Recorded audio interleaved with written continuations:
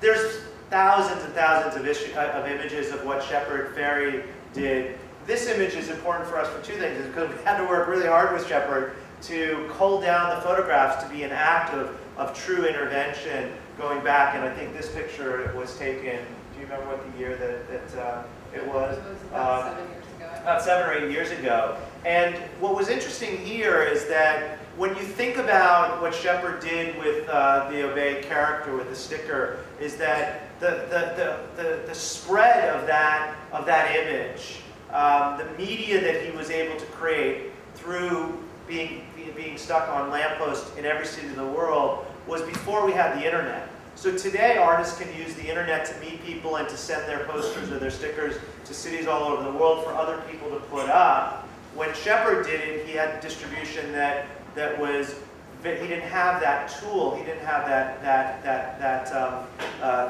tool, and so for us, this image is really just to show kind of how you can take the opposite approach and really use repetition to your, to your advantage. This is a work done by Fail, who's a Brooklyn-based collective, and they're putting this up on the Palestinian wall as part of an event called Santa's Ghetto, where a lot of artists went down into Israel and Palestine and put up pieces. And when you hear the stories of how they were working, it's pretty scary. There's guys with machine guns, on either side looking down on them, and they're sort of waving as they bring their ladders up and carry buckets of wheat paste and trying to get a smile or a recognition that they're actually friendly. And there's a lot of amazing works, but this one of Muhammad Ali is really powerful. And then this is Invader. I'll just kind of point out here the piece in case people can't see it. What's really important for a lot of the artists, as Marc said when we started, is talking about context. And to go into Varanasi and put a piece up like this maybe isn't illegal. I mean, it's probably illegal, but no one's going to arrest him in the middle of India. But where it becomes really important is if you learn about what Invader does for his work, because they're not simply ceramics put up. What Frank does is he goes into cities and invades them with anywhere from 50 to 100 little pieces of ceramic images, and he gives himself points based on the size, the location where he puts it, and the quality of the tiles. So sometimes he uses gold leaf tiles or other things. And as he invades a city, he tries to reach a certain score, just like the game Space Invader. In some cities like New York, he's invaded 3 times trying to beat his score each time. He then makes maps that you can buy from him over the internet so that you can go into the cities and search and find his invasions. And some of the stories are crazy, like in Kathmandu, there's no street names. So he had to just use like a Google Earth map to make a map before he put up his pieces.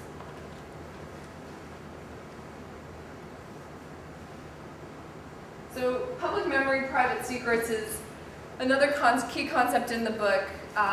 Every city, every culture around the world publicly memorializes events.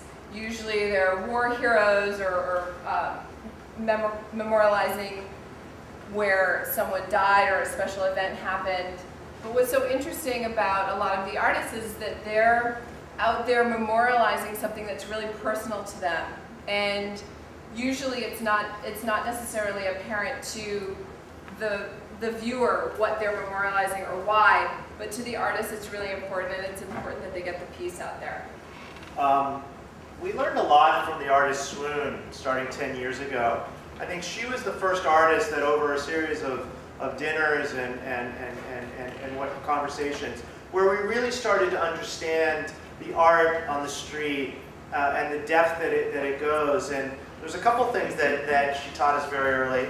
One is that she patterned her art off of 2 artists, Darius and Downey, and one of the artists, Leon Reed, is back there. And it was important when Swoon, it was Darius and Downey and Gordon Matter Clark were her real idols. And what we learned from Swoon was that the act of making the art, the process of literally cutting all of these little teeny things, the act of making sure that the paper was actually really thin and cheap, that the thrill of going out and who would you meet that night? Would you get arrested? Would the piece stay up for a long time? Would it not? That the actual work, once it went on the wall, had no importance after you've walked away. There was no attachment to the work. And why I said that really was important for us is that we started to really get very attracted to these artists who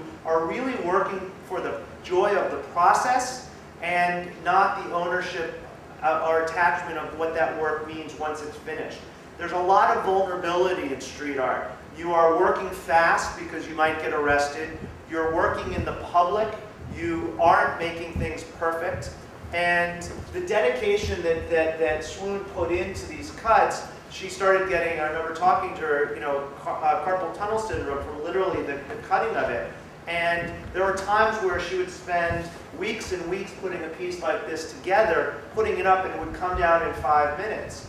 And she was very good to explain that it wasn't about the control. She also was the first one to explain to us, from her perspective, that it was the weathering of the piece, it was the erosion of the piece, it was that the piece was starting to deteriorate that made it powerful for her as an artist.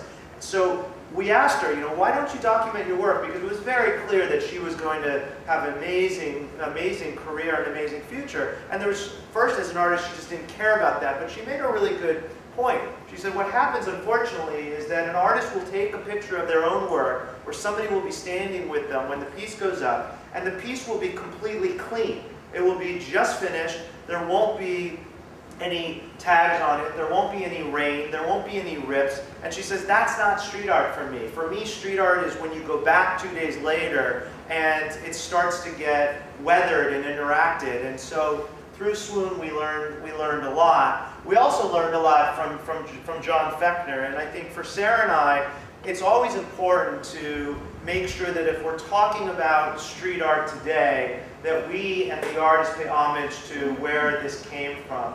And so while we don't feel like we're experts on graffiti, and we don't certainly pretend to have that level of knowledge, we do feel very important that we pay homage to graffiti, because street art, while it doesn't have to come out of graffiti, there are certainly a lot of things.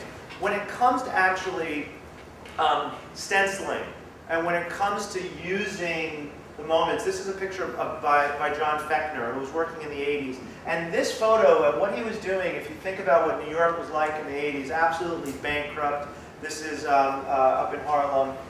What happened is that Fechner's stenciled murals became a backdrop for politicians to actually use to make a statement about the decline of American cities, and New York especially. And so there's a very famous photograph of Ronald Reagan, before he became president, of standing in front of Broken Promises, one of John's work. And so for us, it's really important to know that the stencil didn't just come in 2000 when suddenly the internet created this wave, that there were really groundbreaking artists like John who were working very early on.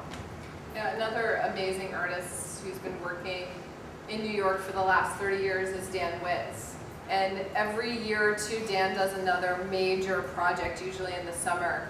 This project was done in the 80s when a lot of his friends were dying of heroin overdoses, and there was a lot of rampant drug use.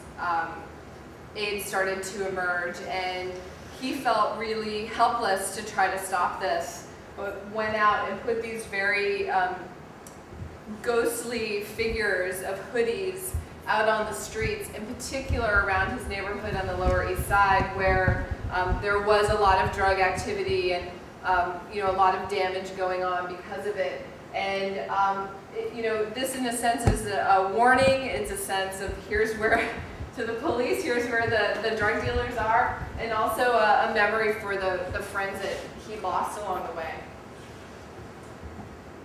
This is another piece by French artist Ernest Pignon-Ernest, who is really a major source of inspiration for a lot of today's street artists. And this piece is from South Africa, And I think the name really says it all. It's a pietà to an AIDS victim.